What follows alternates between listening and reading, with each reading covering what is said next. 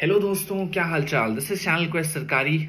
आप लोगों का मुझे एक बहुत क्वेश्चन आता है कि आपका एसएससी सीजीएल 2020 में एक्साइज में हुआ था, तो आपने वो ज्वाइन किया कि नहीं किया। तो ठीक है, नहीं किया तो क्यों नहीं किया, ठीक है। वो रीजंस मैं आपके साथ शेयर करूंगा ताकि आपको भी आइडिया हो। अगर आपको कोई डिसीजन फ्यूचर में लेना पड़े तो इस वीडियो का हम स्टार्ट करते हैं। तो पहले तो यार ऑफर लेटर दिखा देता हूँ, क्योंकि दो चार लोग आगे बोलेंगे कि पता नहीं इसका हुआ भी है कि नहीं हुआ। This is my offer letter, ठीक है। अगर आपको दिख रहा होगा तो ठीक है, ये वाला मेरा ऑफर लेटर थोड़ा सा आपको टिल्टेड दिखेगा, बट ठीक है, ये हमारा ऑफर लेटर है एसएससी का। तो बात यार ये है कि मैंने एसएससी सीजीएल की तैयारी शुरू की थी। मेरे फादर खुद गवर्नमेंट में है, वो एक्स एयरफोर्स और रेलवे में थे। और मेरे बड़े सारे फ्रेंड्स ने एसएससी दिया था 2017-18, और वो असिस्टेंट सेक्शन ऑफिसर और एक्साइज इंस्पेक्टर इन सब पोस्टों पे सिलेक्ट हुए। तो डेफिनेटली मेरी एक मोटिवेशन बनी, जबकि मैं प्राइवेट सेक्टर में जॉब कर रहा हूँ जब से मैं 21-22 साल का हूँ। तो मैं तब से वहां से जॉब कर रहा था, लेकिन फिर भी मेरी एक मोटिवेशन बनी कि यार मुझे गवर्नमेंट ऑफिसर की तरफ जाना है। That is how I started my SSC CGL की जर्नी। मैंने सीजीएल 2018 पहली बार दिया था, जहां पे मैं आपको सच बोलूं, मैंने कोचिंग ली थी 1 साल की, बट मैं तैयारी कुछ खास की नहीं, बिकॉज बहुत टाइट हो जाता था जॉब करना, उसके बाद ट्यूशन लेना। तो मैंने तैयारी कुछ नहीं की, बस कोचिंग पे जाता था, नोट्स वोट्स बना लेता था, दैट्स इट। मैं एसएससी सीजीएल का जो प्री देने 2018 का मुंह उठा के ऐसे ही चला गया था, ठीक है।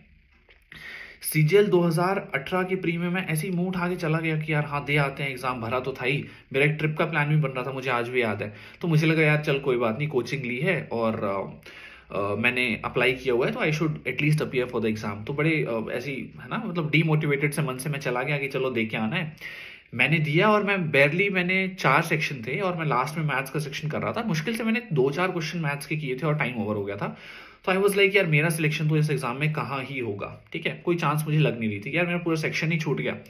तो मैंने जब एसएससी का रिजल्ट आया 2018 के प्री का, मैंने ऑनेस्टली ना रिजल्ट भी चेक नहीं किया, ठीक है, क्योंकि मैं यार मैंने सेक्शन ही नहीं किया, मेरा कहाँ होगा। फिर क्या हुआ, जब मेंस से 15-20 दिन पहले मुझे माइंड में आया कि यार कम से कम मैं रिजल्ट तो जाके चेक कर ही लेता हूँ, ठीक है।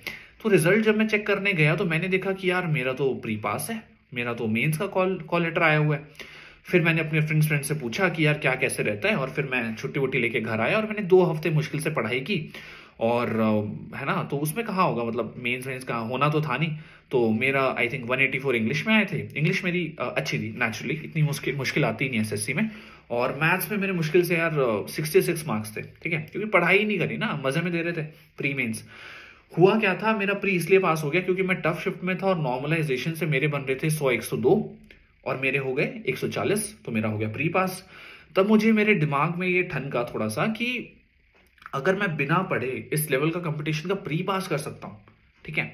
तो नॉर्मलाइजेशन तो सबके लिए है ना, ऐसा थोड़ी है कि मेरी शिफ्ट में हर बच्चे का एसएससी क्लियर हुआ है। टफ शिफ्ट में 100 नंबर लेना भी तो वो बात है ना, एक आसान शिफ्ट में शायद मैं 120-130 भी ले लेता। तो मुझे लगा यार जब मैं बिना तैयारी के इतना कर सकता हूँ, अगर मैं थोड़ा एफर्ट डालूं तो I can easily do it. तब से मैंने फिर अपनी तैयारी 1-2 महीने बाद मैंने माइंड बनाया और अपनी तैयारी थोड़ी फिक्स करके शुरू की। मैंने थोड़ा अपना स्केड्यूल बनाया कि मैं ये फॉलो करूंगा, ऐसे मैं अपनी पढ़ाई करने वाला हूँ। कोविड का टाइम आया, घर से वर्क फ्रॉम हो रहा था, तो मैंने घर पे आके तैयारी की, जॉब भी करता था, पढ़ाई भी करता था। फिर सीजीएल 2019 में मैं सीरियसली अपीयर हुआ, लेकिन उसमें मेरा जिस बच्चे ने एसएससी की तैयारी की उसको पता है नवंबर 18 वालों का बढ़िया कटा था, ठीक है, मैथ्स में। तो मेरा वही नवंबर 18 को था और मेरा प्री पास हो गया था। मेंस में आई थिंक मैं कुछ मार्क्स से मतलब थोड़ा ऐसा नहीं कि बहुत ही कम मार्क्स से, मेंस में मेरा नहीं हो पाया था, ठीक है। तो हुआ क्या था, आई थिंक मेंस में मेरे 190 थे मैथ्स में, और इंग्लिश में शायद मेरे थे 190 ही शायद मेरे इंग्लिश में थे, लेकिन मेरा मेंस पास नहीं हो पाया था सीजीएल 2019 में। बड़ा मेसी सा सीजीएल था वो। तो उसके बाद मैं सीजीएल 2020 में आया। सीजीएल 2020 वाज डिसेंट, कोई ऐसा नॉर्मलाइजेशन के पंगे नहीं थे, और मेरा उधर से टैक्स असिस्टेंट एक्साइज में चेन्नई में हुआ था। अब टैक्स असिस्टेंट एक्साइज में मेरा चेन्नई में हुआ। सिलेक्शन पोस्ट 8 का भी मैंने एग्जाम दिया था, पर उसका रिजल्ट यहां तक आया नहीं था। सिलेक्शन पोस्ट का जो रिजल्ट आया था वो भी मेरा जो है, मुझे उसमें पोस्ट मिली बाद में। अब मैं आपको बता सकता हूँ कि मुझे उसमें पोस्ट मिली थी assistant communication officer group B, home ministry, जो कि सीजीएल के रिजल्ट के बाद आया था, ठीक है। उसका भी मेरे पास ऑफर लेटर पड़ा होगा, मैं आपको दिखा देता हूँ, उसकी कहानी का भी बाद में बताऊंगा पूरी। तो ये सीजीएल जो हमारा सिलेक्शन पोस्ट 8 की जो मेरी पोस्ट थी उसका ऑफर लेटर है।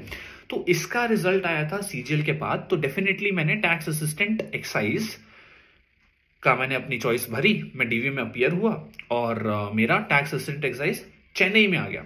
तो आई वॉज होपिंग कि अगर मुझे दिल्ली चंडीगढ़ टाइप मिलता तो ज्यादा बेटर होता, तो मुझे चेन्नई का मिला। अब मेरे सामने डिसीजन था कि do I want to go for this job, did I want to choose excise Chennai. तो डेफिनेटली बात यार यहाँ पे आके अटकी सारी कि मुझे नहीं पता था मेरा सिलेक्शन पोस्ट में होगा कि नहीं होगा, पर मुझे ये लगा कि चेन्नई में मैं टैक्स असिस्टेंट की ज्वाइन करूं, उससे बेटर ऑप्शन तो मेरे पास जो मैं प्राइवेट जॉब कर रहा हूं वही है। ठीक है, यही मुझे चेन्नई में या दिल्ली में मिल रही होती तो बढ़िया होता, तब मैं शायद ज्वाइन कर लेता। बट चेन्नई में जाना at a very low salary, और ना ही आजकल इंटर जोनल जो ट्रांसफर हैं वो नहीं होते, तो पूरी उम्र चेन्नई में रहना, being from north India Haryana, मेरे को बड़ा मुश्किल लगा। ठीक है, और ऊपर से सैलरी भी काफी कम थी। तो मैंने डेफिनेटली टैक्स असिस्टेंट एक्साइज को स्किप कर दिया, बिकॉज वो मेरे करंट ऑप्शन से मैच नहीं हुआ। लोकेशन अच्छी मिलती मैं डेफिनेटली करता। एक सीट खराब हुई, आई डेफिनेटली नो कि ये किसी बच्चे को जिसको जरूरत होती उस पर जाती तो शायद वो बहुत खुश भी होता।